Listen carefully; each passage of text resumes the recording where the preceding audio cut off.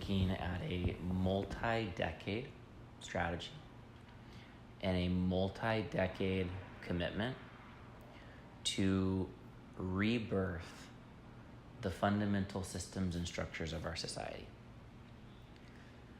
And to do that in a way that fuses together our own personal development process, our own personal process of healing and wholeness and growth, fusing that process together with our process of providing leadership and transformational impact on the exterior world around us. And finding not one of those paths or the other, or being in a tension between those two paths, which a lot of people find themselves on. I think I should be the activist, but I kind of want to go to the monastery and just take care of myself, and actually creating a path together where that internal development and that external development are one and fully interconnected. And to do all of that in the context of political organizing, right? So a multi-decade commitment to create systemic transformation in society that connects our internal transformation with our societal transformation, and do that in the context of political organizing. And there's a lot of different ways, access points to get into this conversation. And tonight, this evening, I'm inspired by the access points of adequacy and inadequacy. Starting to use that as an indicator of where to put our energy.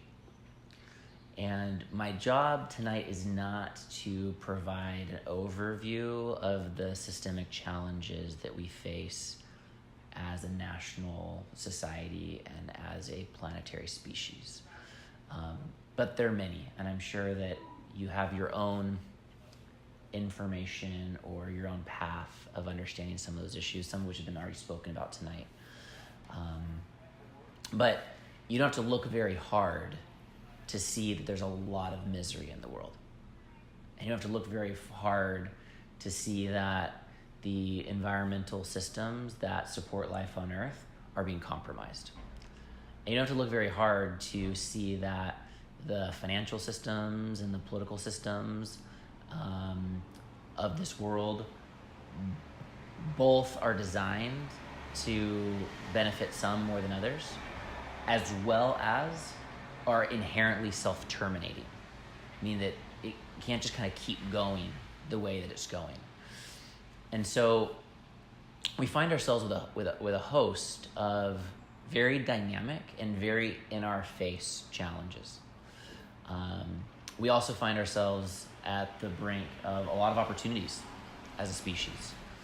And then we can look at some things that are both challenges and opportunities, like, for example, the advent of AI. And it's very possible that if AI is oriented and unleashed, based upon the current paradigm, it could very possibly destroy our world, because it could continue to optimize for things that undermine the quality of life on Earth, and ultimately can be self-terminating. But we also potentially could leverage AI with a different paradigm and for a different purpose, which is designed to be able to optimize for different priority sets. And I feel like that piece alone is kind of like a metaphor of looking at how has the past been programmed, and what are our options on how we program the future. And when we look at government, and when we look at politics, when we look at elected officials, and we look at policies, and as we look at political parties, we'll regularly see topics and agenda items that seem to be hot topics, yet are fundamentally inadequate from addressing any of the litany of challenges I just mentioned. So just because a topic seems to be a buzz topic, seems to be getting a lot of attention, that doesn't mean that it's what's most important. And just because a political leader can control the narrative of what's being talked about doesn't mean that what's being talked about is what's important. And this is an opportunity, invitation for each of us to really start thinking for ourselves and not fall into the manipulation of applied by others that then would kind of leave us just being pawns in the process of thinking about and talking about what we're being told are the important topics to be talking about. And to really ask the question, like, is this topic in the category of an adequate topic?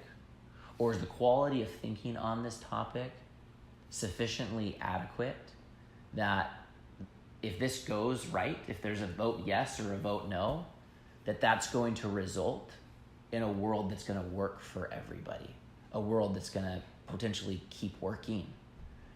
And most of the answers are no. No, that's not deep enough. That's not adequate. It's not sufficient. We could even go all the way to conversations around universal basic income, and you have to look very hard to see the fragility of our financial system and of the U.S. dollar itself, and say we could create a system based upon everyone gets $1,000 a month, but if the financial bubble pops, that $1,000 isn't going to be worth anything. So even that, it's not deep enough. It's not adequate enough to really look at the systemic structures that make our world up. Well, what would be adequate? What is a sufficient depth of thinking? What's a sufficient quality of thinking? And that is really, I think, one of the things that's at the heart of what OneNation is identifying clearly and saying this whole conversation that we're having, that we call the political conversation, that we think we know our buzz terms or our talking points or why this thing's right or wrong, or people who believe in this are good or bad. We're inside that dualistic kind of good guy, bad guy frame. It's for us to wake up from that and start to ask ourselves what's actually adequate and how do we apply our attention to the topics that need to be looked at, and how do we actually move our resource and move our organizing and move our energy and our attention into a conversation that's deeper. That we say, well, if this conversation was able to move forward, then that would produce something that's actually meaningful. And that's why I say this is a multi-decade commitment, because the answers to what's adequate, we're not going to answer tonight.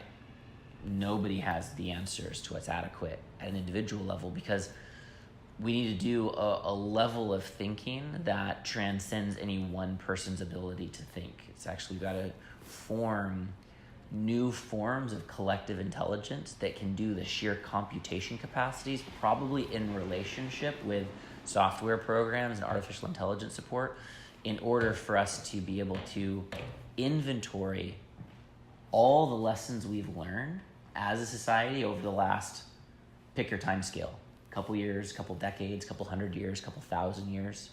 Inventory those lessons learned while also inventorying the current circumstance the world is in, while also inventorying the technological capacities we have available to us, and start to create blueprints of a new way of organizing society that is the best we've got thus far.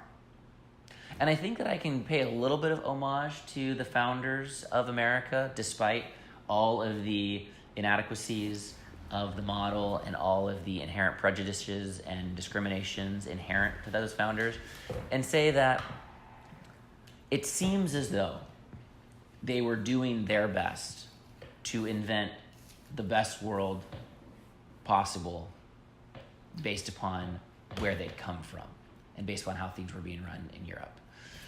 And that created a new experiment, an experiment that has resulted in creating the most prosperous nation in the world, while also showing the blatant failures and inhumanity and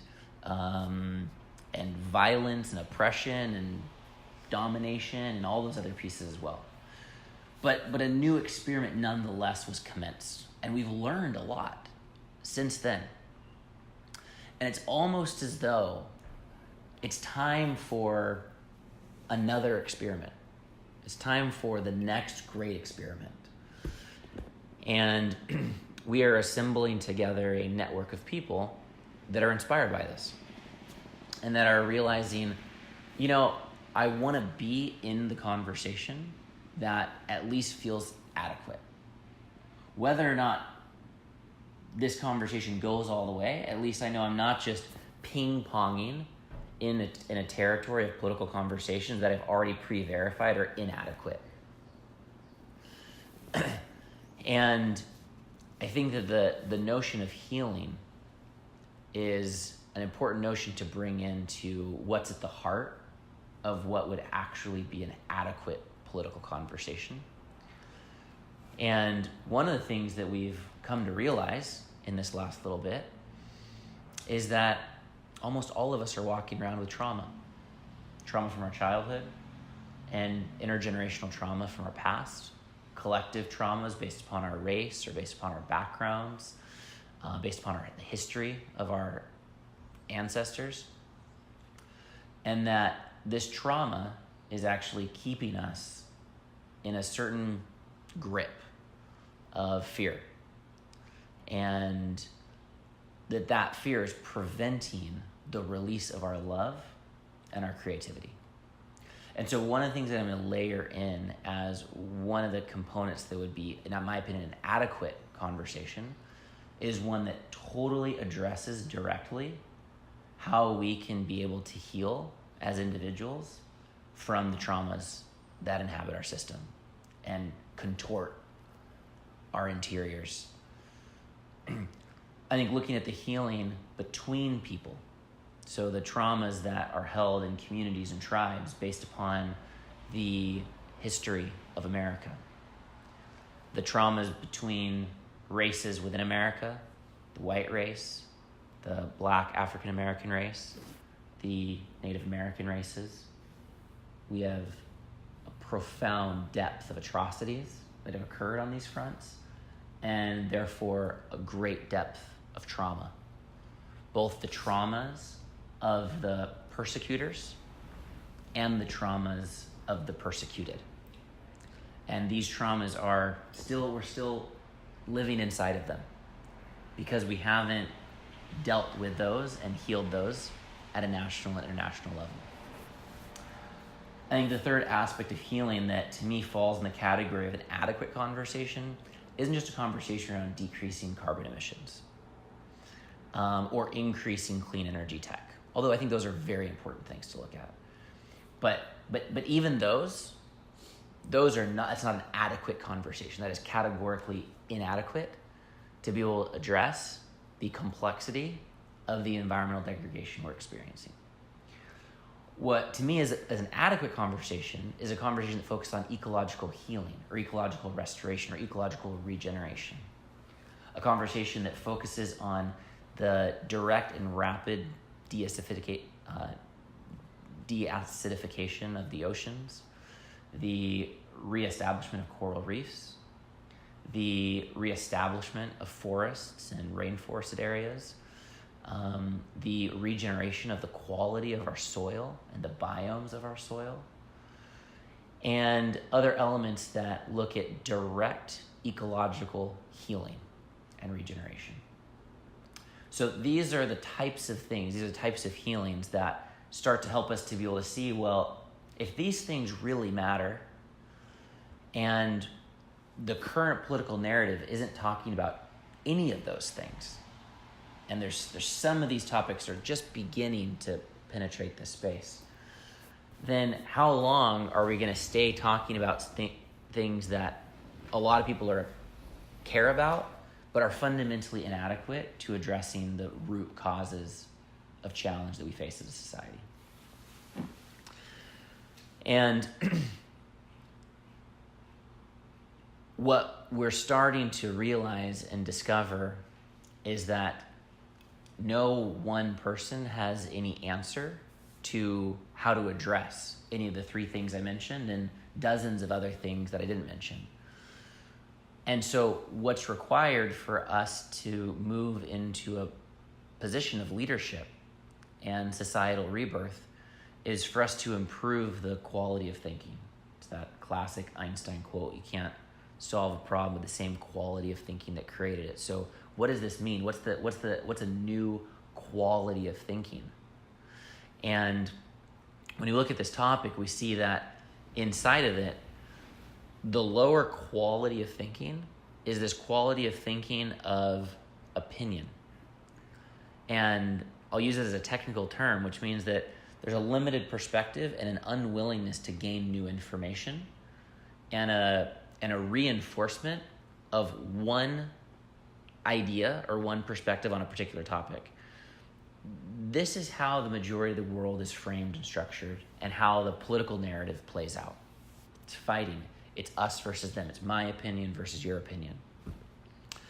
And while it might sound simple, it's actually quite profound in the actual implications of it, is that when we move from an assertive opinion type of thinking to a frame of thinking that takes multiple perspectives into consideration, we just move our thinking to a quantum level of sophistication. And that involves the process of integrating perspectives. And one way you can think about what OneNation is it's a new emerging party that isn't about this versus that, but is a space for different perspectives to be able to integrate. Different perspectives to be able to find their relatedness to each other. So rather than looking at the red versus blue issue, it's actually able to penetrate below those policy proposals and see the fundamental issues that matter to both sides and use those as design criteria on how we invent the future and integrate those together. I've got a basic frame. I like to look at the Libertarian, Republican, Democrat, and Green Party and just go below the policy and go to some of these underlying virtues and look at the Libertarian Party as a stand or a carrier of the virtue of American freedom and personal freedom, and the Republican Party as a carrier of the virtue of personal responsibility, and the Democratic Party as a carrier of the virtue of shared dignity for all people, and the Green Party carrying a wise stewardship of the commons. And none of these things are diametrically opposed or fundamentally mutually exclusive. They're actually like different colors on a color wheel or paint on an artist's palette. And for me, there's no conclusion that I want to come to on how we decide to organize our society that doesn't fully consider the implications of that on personal responsibility, personal freedom, equality of dignity, and wise stewardship of the commons. So it's an invitation for us to move into an integrative era of political thinking where we start to be able to actually listen and actually integrate the best thinking that's available. And again, that sounds really simple. It's like, that's not that big of a deal. But we live inside of a political narrative that is win, lose, good guy, bad guy, us versus them. 50% of the country is certain that the other 50% of the country are evil, bad, and stupid. And then vice versa. Again, And that quality of immature bickering is a fundamentally inadequate quality of thinking.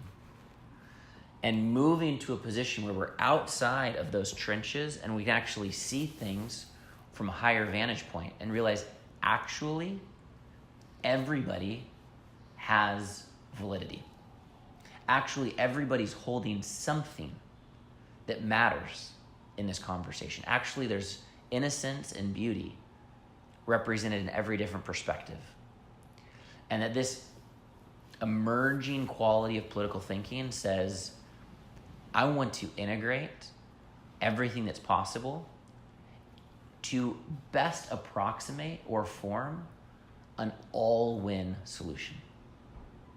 And that is, when we look at inadequate or adequate, what I'm going to put in the category of an adequate quality of thinking. So what is our political context that's supporting and generating that quality of thinking? And we don't see it existing as in the context of a political vehicle. And therefore we feel like it's an opportunity that we have to step up as an emerging political community and political network in order to disrupt the existing system and to disrupt the existing quality of thinking at the political level. We've seen technologies come forward like Uber that have disrupted the industries of cab-based transportation. We've seen Elon Musk and Tesla come in and disrupt the automotive industry in a massive way, create massive disruption, massive transformation. We've seen Airbnb come in and completely disrupt the hospitality industry.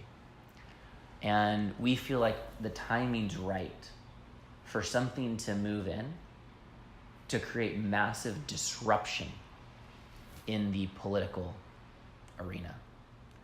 And that disruption is the emergence of a new network with its own ballot access. So we have the opportunity to decide who we want to be able to run for mayors and governors and president, and an emerging new voting bloc, but most importantly, a new quality of thinking that can fundamentally outperform the quality of thinking of the previous political paradigm.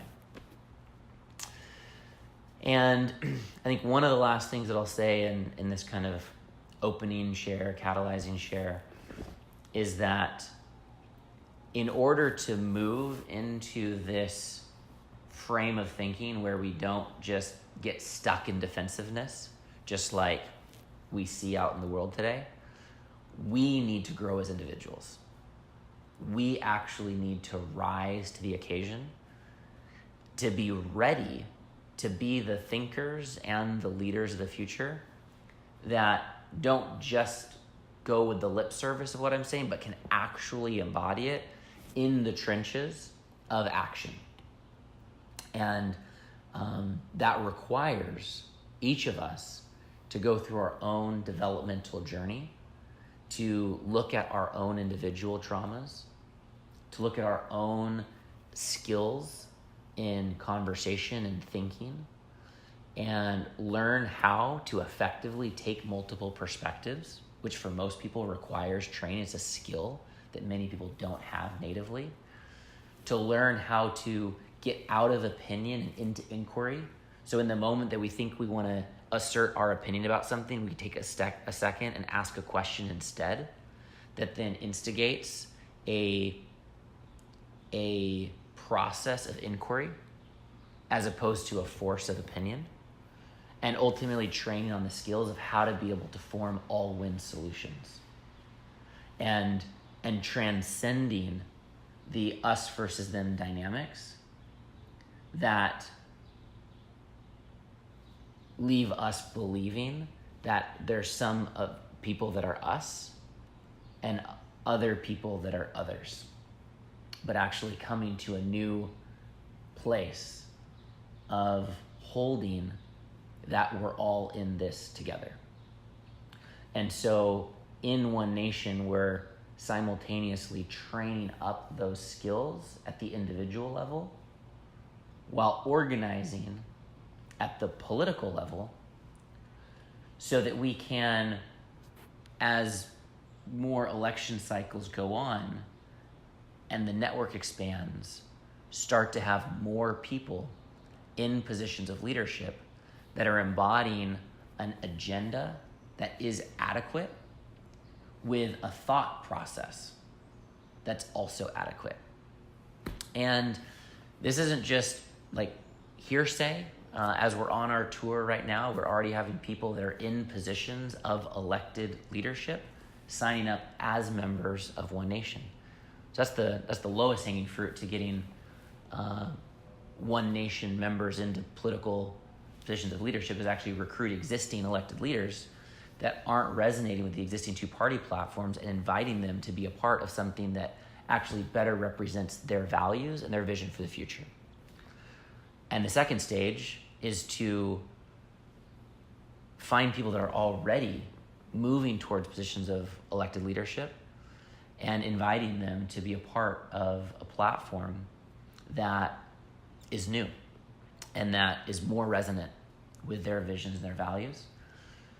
But I think the thing that I'm most inspired by is inviting people who have previously been politically disengaged, who've never thought about themselves as a leader of a city or a leader of a state, to actually activate and engage the politically disengaged and invite them in at this time, which might be you and me, to see that in fact maybe there's a destiny available to you that involves you providing a level of leadership and stewardship, maybe with a higher level of responsibility than you might have envisioned for yourself.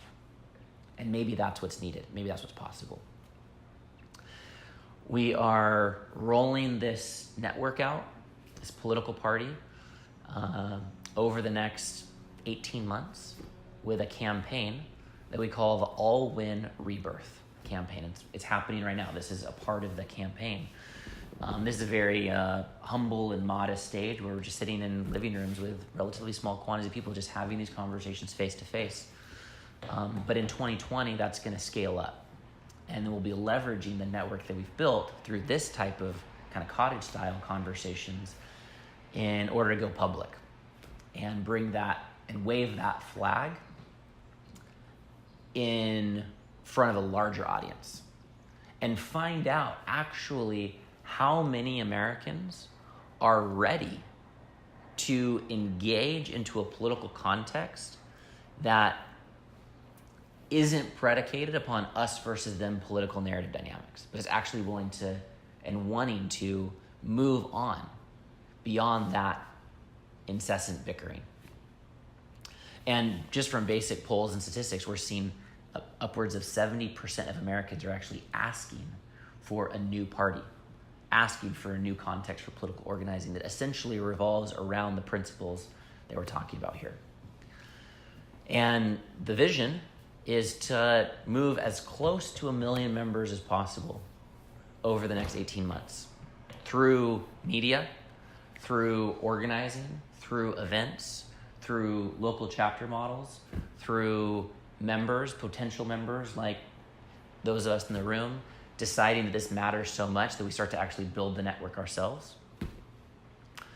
And moving into 2022, election cycle and beyond, having a larger and larger membership base, working together to start to reinvent what's possible on a blueprint for how we actually can birth a new era in America and a new era for humanity as far as the nature of the systems and structures that drive society, while simultaneously penetrating and engaging in the existing government system as much as possible to be able to support that transition and that transformation from both within and without of our existing government systems. And I believe that by doing this, we will create some good if not profound good, in teeing up the next generations to have that much more progress towards actually inhabiting a world that does work for everybody. That some of the fundamental challenges and pains that we talked about at the beginning of this conversation are addressed, and that we can in fact create a world that's not as defined by misery and suicide and addiction and slavery and subjugation and disease, but in fact one that is able to get us closer to dignity for all and happiness for all and fulfillment for all and quality of life for all and a bright future for all.